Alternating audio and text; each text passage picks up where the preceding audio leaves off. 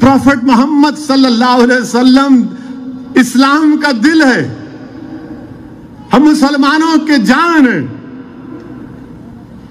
اور اسی لیے تو صحابہ کرام فرماتے تھے، کیسا فرمایا رسول اللہ صلی اللہ علیہ وسلم عرض کرتے تھے کہ ہمارے ماں باپ آپ پر قربان یا رسول اللہ صلی اللہ علیہ وسلم۔ میرے عزیز دوستوں اور بزرگوں، یہ بات ہم کو سمجھنا ہے، یہ بات ہمارے دیگر ابناء وطن کو بھی سمجھنا ہے۔ آپ ہماری امت کی ماؤں کے خلاف اناپ شناپ بکیں گے؟ بی بی عائشہ صدیقہ رضی اللہ تعالیٰ عنہ کے بارے میں اللہ نے پورا سورہ نور کو نازل کیا۔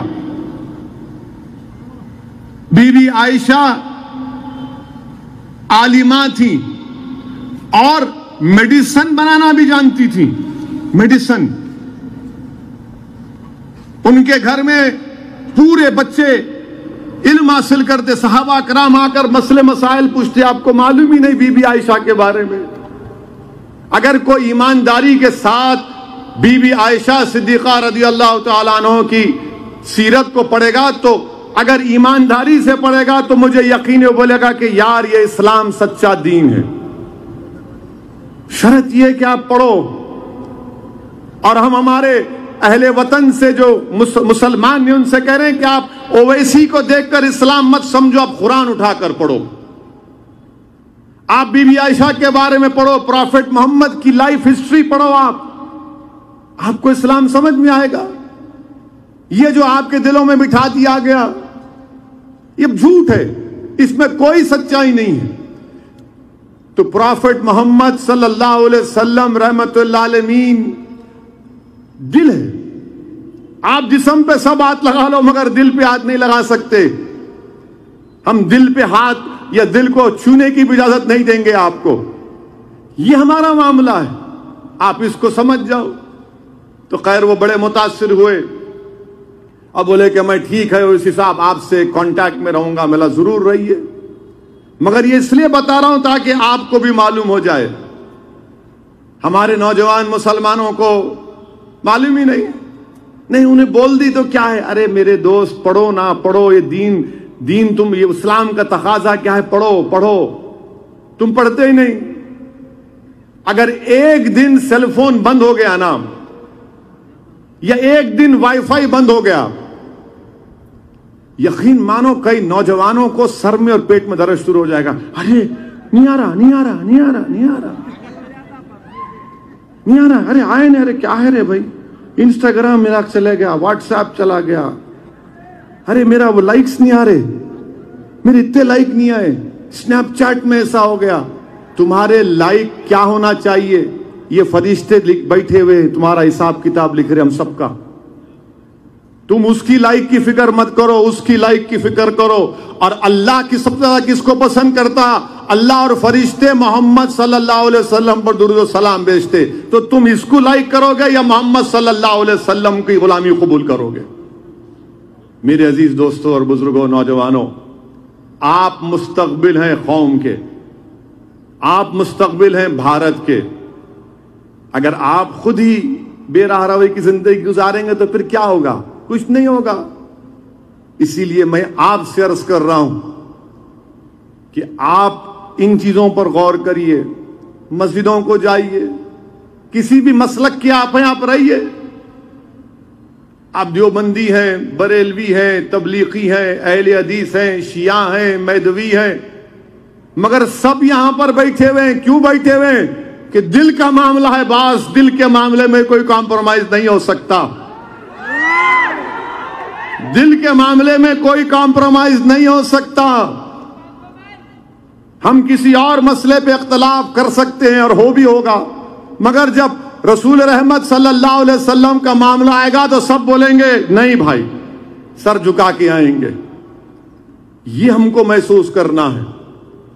اور یقیناً گستاخی کرنے کی کوشش ہوئی، ولید بن مغیرہ گستاخی کیا تو قرآن میں اللہ اعلان فرما دیا کہ وہ اپنے باپ کا بیٹا نہیں ہے۔ پڑھو قرآن میں ہے، ولید بن مغیرہ گستاخی کیا، قرآن میں اس کے اللہ نے اس کے 9 یا 10 نقص بیان کے، اس میں ایک نقص یہ تھا، وہ پریشان ہو گیا کہ یہ کیسے معلوم ہو گیا محمد صلی اللہ علیہ وسلم کو۔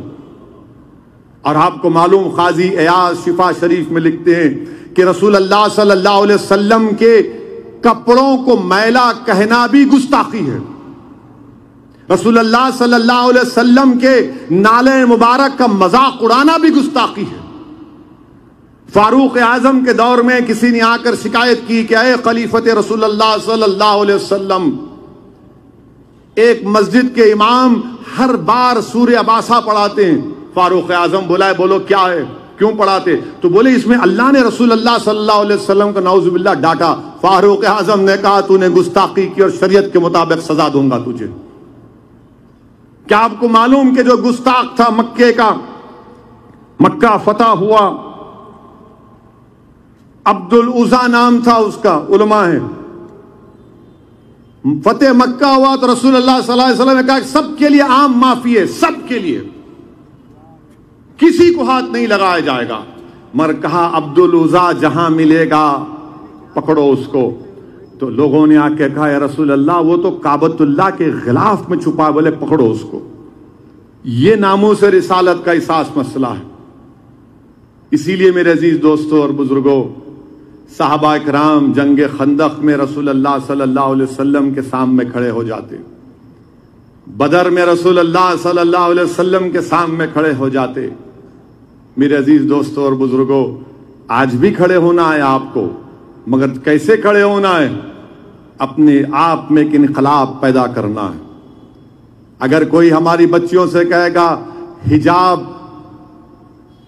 نقاب، چادر یہ ماڈرنٹی کی نشان نہیں ہے، تو آپ کہنا خاک میں مل جائے ماڈرنٹی، میں حجاب کو نہیں چھوڑوں گی، میں نقاب کو نہیں چھوڑوں گی، میں چادر کو نہیں چھوڑوں گی۔ ماڈرنٹی یہ ہوگی کہ میں اپنے دین کے مطابق اپنی زندگی گزاروں۔ کوئی یہ نہیں طے کرے گا کہ میں داڑھی نہیں رکھوں گا تو میں ماڈرن ہوں یا ریشنل ہوں۔ تم کون ہوتے؟ میں داڑھی بھی رکھوں گا اور ملک کی ترقی کے لیے کام کرتا آیا ہوں۔ میں سر پہ ٹوپی بھی پہنوں گا اور اس بھارت کو مضبوط کروں گا۔ میں پڑھوں گا بھی، لکھوں گا بھی۔ اگر آپ نہیں کریں گے تو کون کرے گا؟ اسی لیے میرے عزیز دوستوں اور بزرگوں، میری آپ سے گزارش ہے، میری آپ سے، بلکہ میں تو آپ کے سامنے بھیک مانگ رہا ہوں، میں آپ کے سامنے بھیک مانگ رہا ہوں، سدھر جاؤ میرے بھائی۔ زندگی چند دن کی ہے، میں موت کو قریب سے دیکھا ہوں بہت، کیونکہ وقت نہیں آیا نہیں گیا، ورنہ چلا گیا تھا اس دنیا سے، اور سب کو جانا ہے، میں بھی جاؤں گا ایک دن۔ میرے عزیز دوستوں اور بزرگوں، اس موقع کو غنیمت جانو، اور یقیناً ہم مذمت کرتے ہیں جیسا میں نے کہا،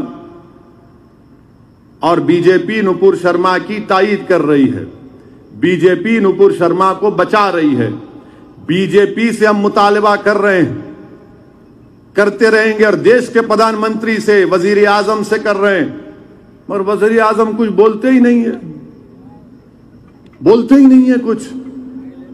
میں حیدرآباد میں سب سے پہلے ایف آئی آر درج مجلس مشترکہ مجلس عمل نے کرایا، جس میں تمام ذمہ داران جو آج موجود تھے سب گئے، کمشنر پولیس کے پاس جا کر کہا ایف آئی آر درج کریے، کمپلین دیا، ایف آئی آر درج ہو گیا۔ اب ہم ہمارے پولیس کمشنر کوتوال صاحب سے بھی کہنا چاہیں گے، ہمارے ریاست کے چیف منسٹر سے بھی یہ کہنا چاہیں گے، ذرا بھیجاؤ پولیس کو دلی کو، لے کے آؤ محترمہ کو، کچھ تو کرو بھائی، خالی ایف آئی آر سے کیا ہوگا؟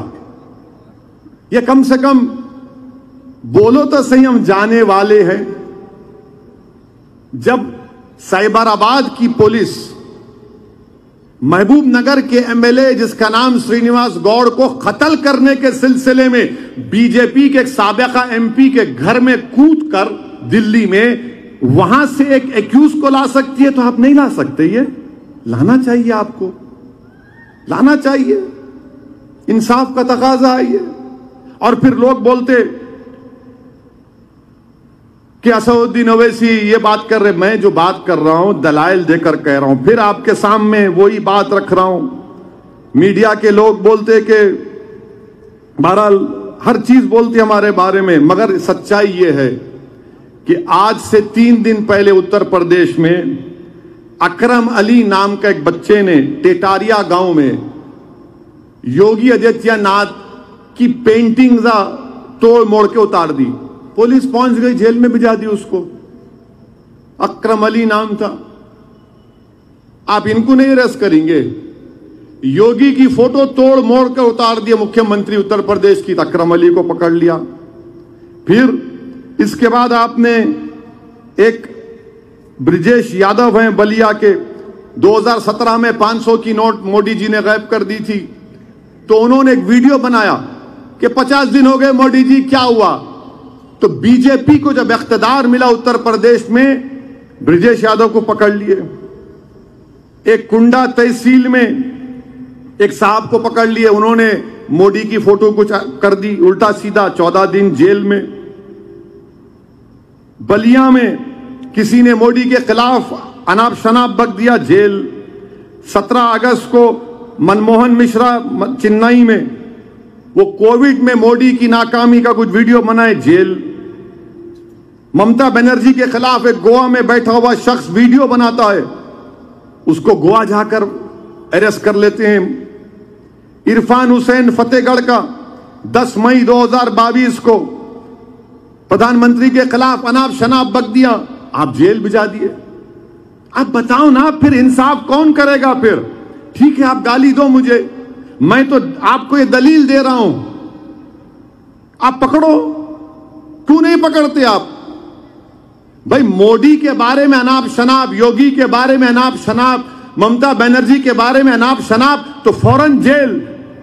اور جب 20 کروڑ مسلمانوں کا دل ہے محمد صلی اللہ علیہ وسلم, ہم زندہ ہیں تو ان کے نام پہ زندہ ہیں, اگر ہم کھاتے ہیں تو ان کے نام کا صدقہ کھاتے ہیں. ہم کو کچھ بھی ملا تو ان کی وجہ سے ملا, اللہ بھی دیا تو ان کی وجہ سے دیا. آپ نہیں پکڑیں گے. اب آپ گالی دیں گے, آپ بولیں گے نہیں یہ بھڑکاؤ بھاشن کر دیا حیدرآباد میں اویسی. پھر سے سچائی کو بیان کر رہا ہوں. اگر آپ سچائی کو بھڑکاؤ بھاشن کہتے ہیں تو اپنے دماغ کا علاج کروا لیجئے. اور پھر ابھی ہم کو ایک میڈیا کے دوست نے کہا کہ اویسی صاحب, پردھان منتری نے آج اپنے ایک بچپنے کے دوست عباس کا ذکر کیا. عباس کا ذکر کیا. ارے 8 سال کے بعد پردھان منتری کو اپنا دوست یاد آیا. Very good. پہلے نہیں معلوم تھا آپ کا دوست تھا بول کے. پردھان منتری نے کہا کہ وہ یہ ان کے دوست عباس صاحب, ان کے گھر میں والد کا انتقال ہو گیا تو ان کے گھر میں رہتے تھے. عید کے دن اچھے ان کو کھانا پکوائے کھلاتے تھے. پردھان منتری سے ہم اپیل